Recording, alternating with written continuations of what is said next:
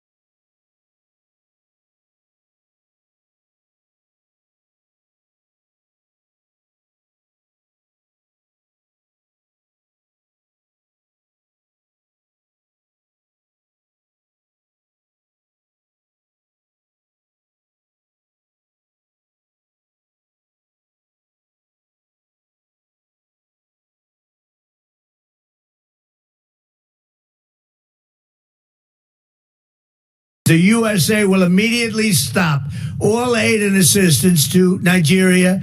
We're going to do things to Nigeria that Nigeria is not going to be happy about and may very well go into that now disgraced country. I'm hereby instructing our Department of War to prepare for possible action. What happened in Nigeria yesterday was not a minor monetary adjustment. It was the moment, unmistakable and impossible to ignore. when the facade of American monetary supremacy cracked. With one policy decision, Abuja exposed a truth Washington has spent decades trying to obscure.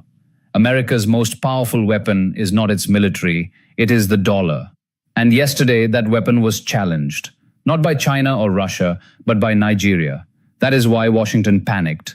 Nigeria's announcement that it would accept payment for its oil in non-dollar currencies involved no troops, no sanctions, no blockades. It was the kind of administrative change central banks usually bury in technical notes. But President Trump did not respond with negotiation or incentives.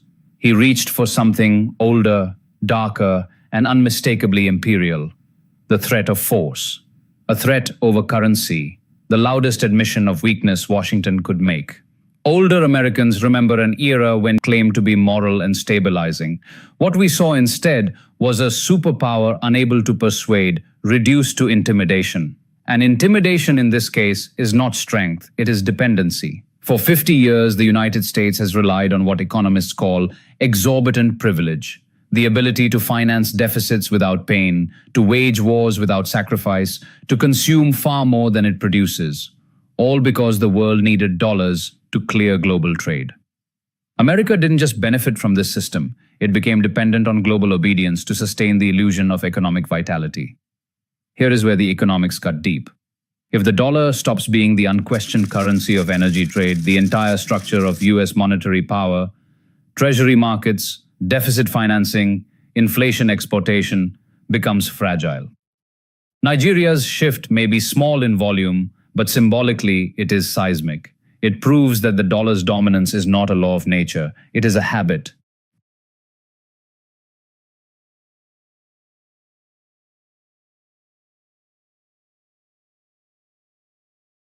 And habits can break.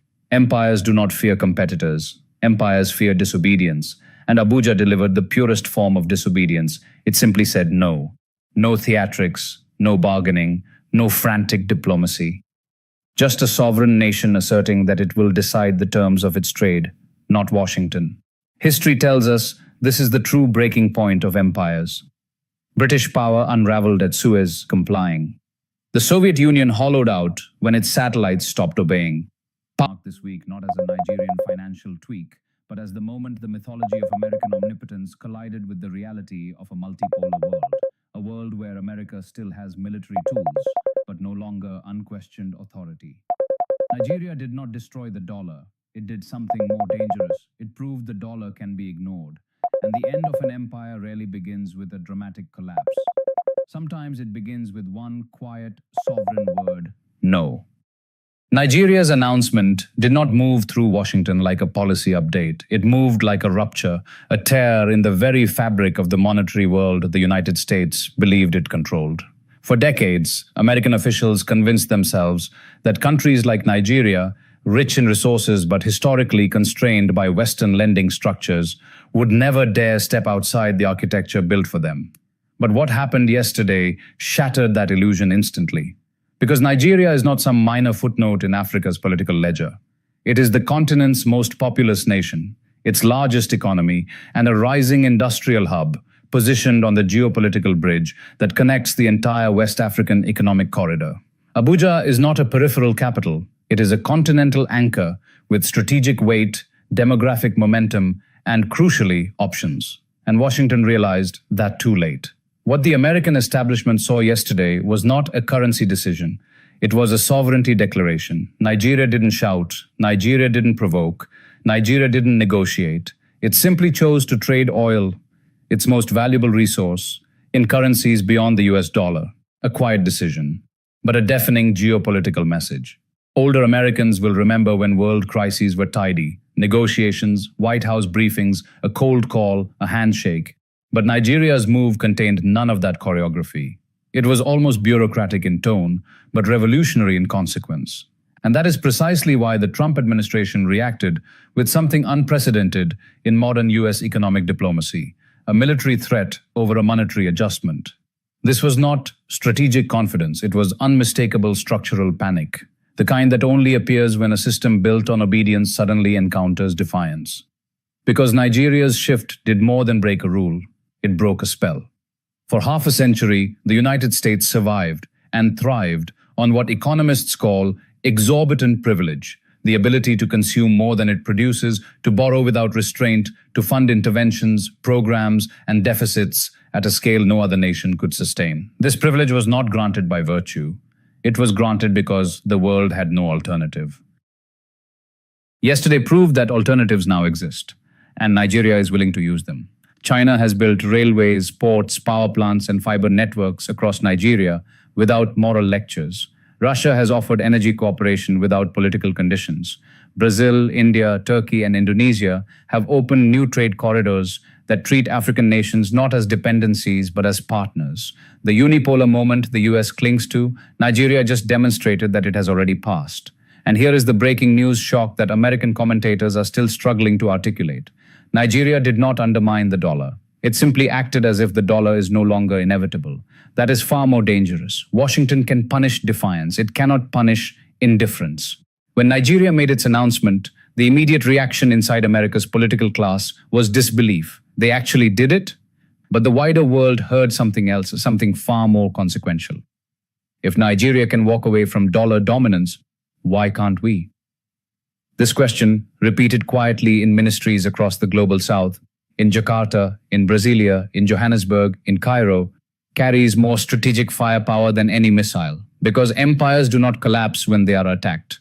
Empires collapse when obedience stops. And Nigeria did not fire a shot, it simply stopped obeying. This is why the American response was so frantic, so disproportionate, and so revealing. Military language over a financial choice exposes what Washington has tried for decades to hide, that American power today relies less on persuasion and more on the implicit threat that disobedience will be punished. But Nigeria calculated something Washington hoped no one would, that punishment is no longer guaranteed, nor effective. Within hours of the announcement, Nigerian officials were already strengthening ties with the African Union for collective security guarantees, opening accelerated dialogues with BRICS nations, and quietly receiving messages of support from countries wary of US pressure. Even America's European allies, longtime defenders of the US-led order, avoided endorsing Washington's threats. They understood that a new precedent was being written, one that could just as easily be used against them. And so, in a single moment, a single announcement, Nigeria triggered exactly the fear US policymakers have spent decades trying to suppress, that the rest of the world may no longer fear them, not because America is weak, but because the world has grown strong. This was not a Nigerian monetary adjustment. It was the first clear sign that the global south now sees the US financial order as optional, not obligatory. And once an empire discovers that its authority can be ignored, the clock, slow, silent, but merciless, begins to tick. What followed Nigeria's announcement was not a polite diplomatic ripple. It was a continental awakening, a moment when nations, long pressured into silence, suddenly realized they were not alone. In Washington, analysts labeled the move an unexpected shock. But across the global south, it felt like something deeper, a truth long whispered, finally spoken aloud. For decades, African, Asian, and Latin American governments lived under an unspoken rule. You do not challenge US monetary power. You complied or you paid. Nigeria just ended that rule, not with outrage, but with composure. It acted as if it no longer needed permission. And empires begin to unravel precisely at such moments. Older viewers remember a world of rigid Cold War blocs, but that world is gone. China's rise, Russia's resilience, BRICS expansion, and Africa's demographic weight have created a global landscape the old order can no longer dictate. US dominance is no longer the default setting. Nigeria's refusal did more than break a policy norm. It exposed the fracture Washington most feared, that the global south has not forgotten decades of broken promises, IMF austerity, and structural reforms that enriched outsiders while hollowing their own institutions. Nigeria didn't just say no to the dollar, it said no to the entire architecture of dependency. And the reaction across Africa was immediate. Ghanaian economists called it a turning point. Kenyan journalists warned that the West is losing the narrative. South African lawmakers openly raised the question, should BRICS accelerate a non-dollar energy market? Asia and Latin America echoed the same sentiment. Brazil applauded quietly. Indonesia spoke of monetary sovereignty. Argentina, suffocated by IMF conditions, hinted at alternative settlement systems. This wasn't coordination. It wasn't ideology. It was exhaustion. For years, Washington described the dollar order as global cooperation. But cooperation collapses the moment one participant can freeze your assets or dictate your budget. Nigeria's move exposed what many already felt. The dollar system is not neutral. It is a tool of power. And once that truth is spoken publicly, the spell breaks. That is why Trump's military threats backfired. They didn't frighten the global South. They confirmed every suspicion that sovereignty matters only when it aligns with American interests, that partnership has always meant obedience. You could feel the shift, subtle but seismic. Nations that normally avoid confrontation began asking a new question. If Nigeria can survive American pressure, was the fear always greater than the danger? This psychological shift, not pipelines or trade corridors, is what truly unsettles Washington. Because when nations stop fearing consequences, an empire's tools lose their force. History is unambiguous. Empires don't collapse when enemies rise. They collapse when former subjects stop believing in the empire's inevitability. Abuja didn't merely reject the dollar.